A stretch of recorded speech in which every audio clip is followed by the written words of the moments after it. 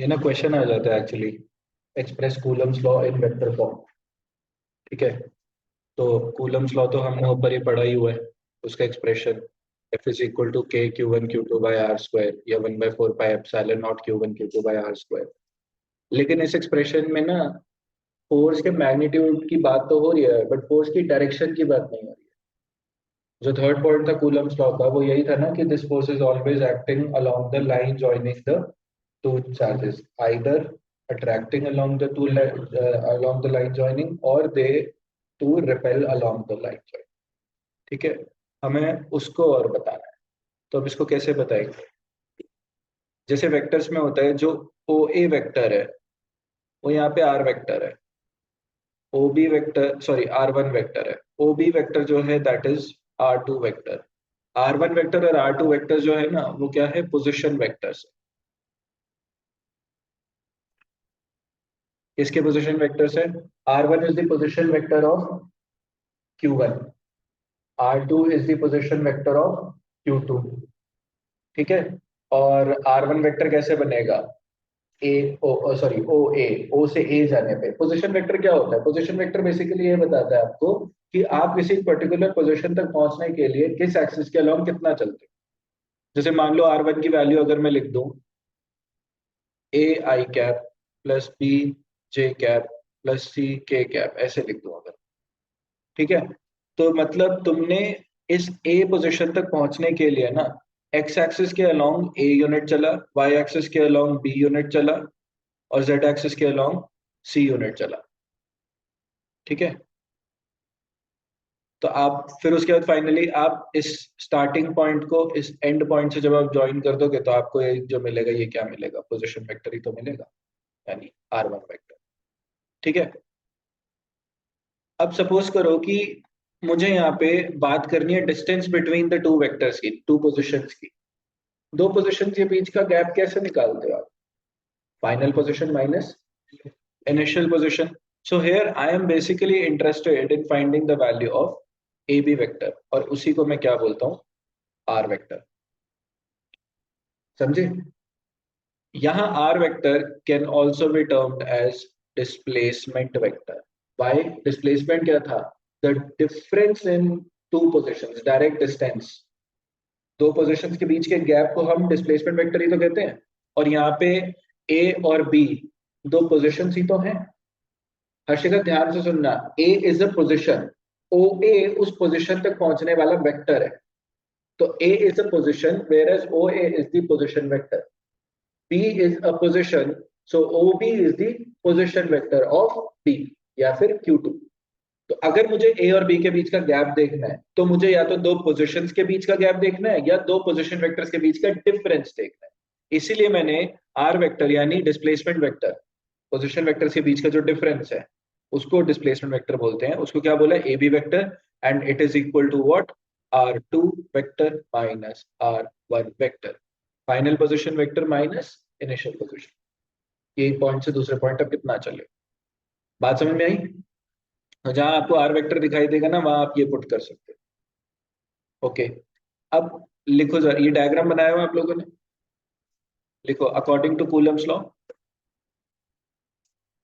अच्छा,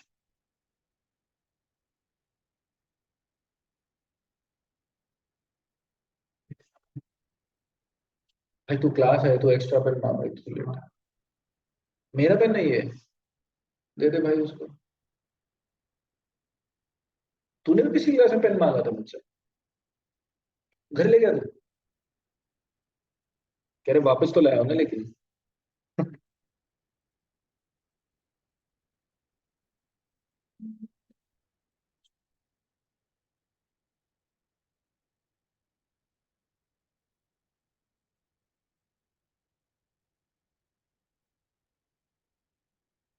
लिख लिया भाई?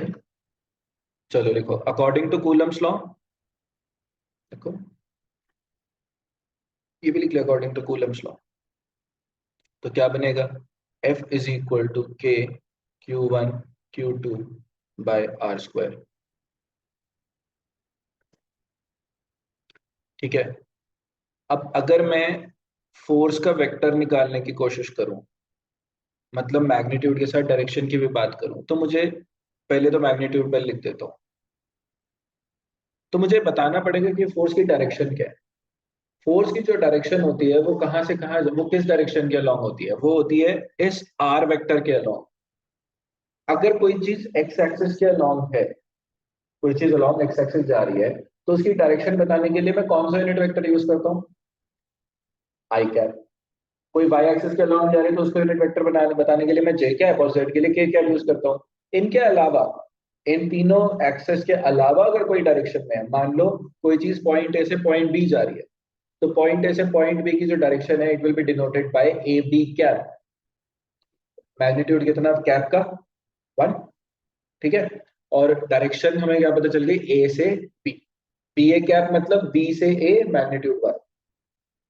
तो ये वाला जो वेक्टर है, जो फोर्स का वेक्टर होगा, वो या तो बी और ए वाले चार्जेस Q1 और Q2 ए बी के अलोंग एक दूसरे की तरफ मूव करेंगे, या ए बी के अलोंग एक दूसरे से अवे मूव करेंगे, लेकिन रहेंगे ए बी के अलोंग ही। यानी फोर्स की जो डायरेक्शन होगी वो आर की डायरेक्शन में ही आएगी, या तो अवे या टुवर्ड्स। क्या लिख दिया यहाँ पे मैंने? R cap. और कोई दिक्कत नहीं है इसमें, पता है क्यों है? अगर मैं लिखता हूँ, एक नंबर लिया मैंने 7, मैं अगर 7 को इंटू 1 कर दूं ना, तो भी वो नंबर 7 ही रहेगा, जितनी बार में मैं इंटू 1 कर दूं। तो ऐसे ही अगर मेरे पास एक चीज है ए, और उसके आगे मैं मान लो बी कैप लगा देता हूँ, तो भी उस चीज का मैग्नीट्यूड कितना रहेगा? ए। क्यों? क्योंकि बी का मैग्नीट्यूड कितना होता है? समझ में आया? तो इसीलिए मैं उसको यूनिट वेक्टर से मल्टीप्लाई कर सकता हूँ, और क्यों ना मैं उस यूनिट वेक्टर से मल्टीप्लाई करूँ जो इसकी डायरेक्शन के अलॉन्ग है, वही तो करना पड़ेगा। तो क्या है? R cap. ठीक है। फिर हमने 11th में एक चीज और पढ़ी थी, कि किसी भी चीज का जो यूनिट वेक्टर होता है, जैसे ए कैप जो होता है, that is equal to a vector over modulus of a vector. तो इसको मैं क्या लिख सकता हूँ? कि Q1 Q2 by R square into, अब आर वेक्टर को मैंने, आर कैप को मैंने क्या लिख दिया? R vector over modulus of R vector. कोई प्रॉब्लम? ठीक है। अब चाहे मैं मॉड्यूलस ऑफ आर वेक्टर लिख दूं, या मॉड्यूलस ऑफ ए वेक्टर लिख दूं, चाहे खाली ए लिख दूं, एक ही बात। तो क्यों ना मैं यहाँ पे ये लिख दूं कि F vector is equal to K Q1 Q2 by R square. अब आर स्क्वायर को जब इंटू आर करूंगा, भाई ये तो आर ही लिख सकता हूँ ना मैं, तो ये कितना बन जाएगा? R cube dot R vector. और आर वेक्टर को आप फर्दर और क्या लिख सकते हो? K Q1 Q2 by R square, और आर वेक्टर को क्या लिख दिया? मॉड्यूलर, ये आ जाएगा R into R two vector minus, हाँ जी थैंक यू, नीचे हुआ क्यूब। समझ में आया? आप चाहो तो उसको ये भी लिख सकते हो। ठीक है। और क्योंकि तुमने इसको, आर वेक्टर को R2 - R1 लिख दिया, तो यहाँ पे भी तो तुम R2 - R1 लिख सकते हो ना नीचे। और नीचे क्योंकि सिर्फ मैग्नीट्यूड है, इसीलिए मैं यहाँ नीचे क्या लिख रहा हूँ? Modulus of R2 vector minus R1 vector. समझ आया? फिर से बताऊं? नी- हाँ, तो नीचे क्या था बेटा? क्यूब था, मतलब मैग्नीट्यूड का क्यूब है ना जस्ट। मैग्नीट्यूड का क्यूब मतलब आर, पहले तो आर वेक्टर का क्यूब है, या आर का क्यूब है। आर कैसे बना था? R2 - R1 करके।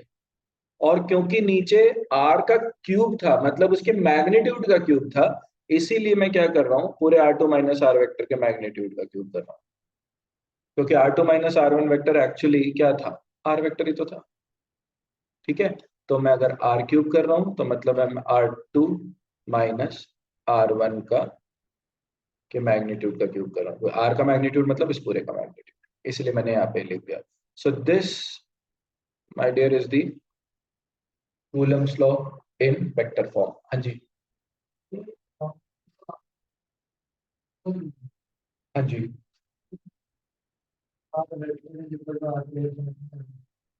तो बेटा आर वेक्टर अगर R2 vector minus R1 vector के बराबर है, तो आर वेक्टर का मॉड्यूलस, मतलब यहाँ पे कह रहे हैं ना, इसका मॉड्यूलस जो होगा वो भी तो इसके बराबर होगा ना। सिमिलरली मॉड्यूलस का क्यूब जो होगा, वो इसके मॉड्यूलस के क्यूब के बराबर होगा। गलता एक कोई है। समझ में आया सबको? नोट कर लो। क्या कोई ऐसी चीज है जो आप चाहते हो मैं रिपीट कर दूं? तो अकॉर्डिंग टू से लिया, यहां से लेके यहां तक, ये फिर ये फिर ये। चलो नोट।